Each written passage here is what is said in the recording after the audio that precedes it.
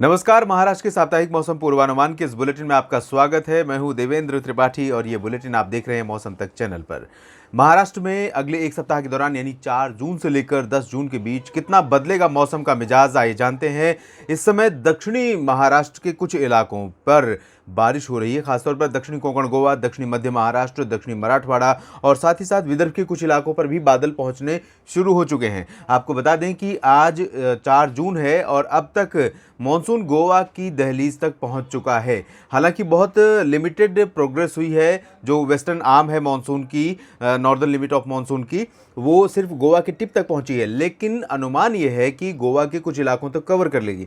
हालांकि महाराष्ट्र में अभी इंतजार करना पड़ेगा। उसकी वजह यह है कि उत्तरी दिशा से तेज हवाएं चल रही हैं, जो मॉनसून की दक्षिण पश्चिमी हवाओं को आगे बढ़ने से, एक तरफ दक्षिण पश्चिमी हवाएं इस तरह से बढ़ेंगी और उत्तरी हवाएं इस तरह से आ रही हैं, तो उत्तरी हवाएं जो हैं वो ज़्यादा प्रभावशाली हैं, जिसकी वजह से ये जो दक्षिण पश्चिमी हवाएं हैं, दक्षिण पश्चिम मॉनसून की, वो आगे बढ़ने में थोड़ा सा उनको मुश्किल होगी। इस वजह से मॉनसून मुंबई समेत महाराष्ट्र के तमाम शहरों में, जिसमें नासिक, नागपुर, पुणे, सांगली, सतारा और वर्धा, यवतमाल, अकोला, नंदुरबार, धुले, जलगांव, इन सभी क्षेत्रों में मॉनसून के आगमन में थोड़ा सा विलंब हो सकता है।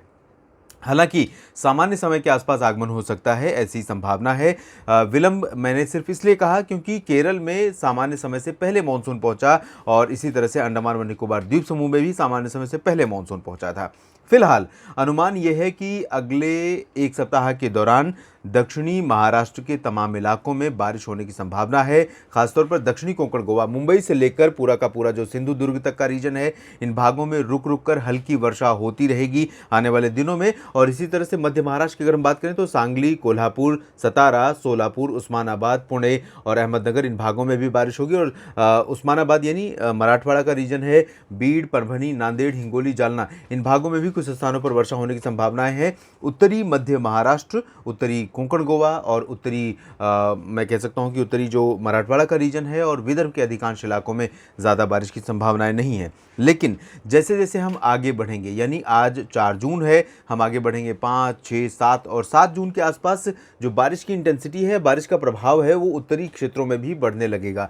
तो 7 और 8 जून से उम्मीद कर सकते हैं कि महाराष्ट्र के तमाम इलाकों में, उत्तरी इलाकों में भी बारिश की गतिविधियां शुरू हो जाएंगी और इसी दौरान मॉनसून महाराष्ट्र में भी दस्तक दे सकता है। तो अनुमान यह है कि पिछले सप्ताह की तुलना में, जो अब तक सप्ताह चल रहा था आज तक, उसकी तुलना में आने वाला जो सप्ताह है 4 से लेकर 10 जून के बीच का, इस दौरान महाराष्ट्र के तमाम शहरों में व्यापक बादल दिखाई दे सकते हैं, मौसम में व्यापक परिवर्तन हो सकते हैं और कुछ इलाकों में हल्की तो कहीं कहीं पर मध्यम बौछारें गिर सकती हैं। तो महाराष्ट्र के किसानों के लिए खुशखबरी है, अब मानसून दस्तक देने वाला है। बुआई का, रोपाई का और नर्सरी के लिए, नर्सरी को तैयार करने का जो समय है वो लगभग करीब आ चुका है। तो तैयारी आप पूरी करें और किसान भाइयों से अपील है कि खेती से पहले जो नर्सरी है उसमें किस तरह के सीड का इस्तेमाल करना है और सीड को जब नर्सरी के लिए आप तैयार करते हैं उस दौरान किस तरह के जो कीटनाशक पदार्थ हैं या खाद हैं, उर्वरक हैं, उनका किस तरह से इस्तेमाल करना है जो कि फसल को आने वाले समय में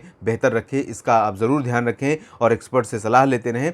तो ये ज़रूर आप ध्यान रखें। और इस बीच ये अच्छी खबर महाराष्ट्र के किसान भाइयों के लिए है कि अब रोपाई के लिए नर्सरी तैयार करने का समय धीरे धीरे करीब आ रहा है। महाराष्ट्र के साप्ताहिक मौसम के इस बुलेटिन में फिलहाल इतना ही। धन्यवाद।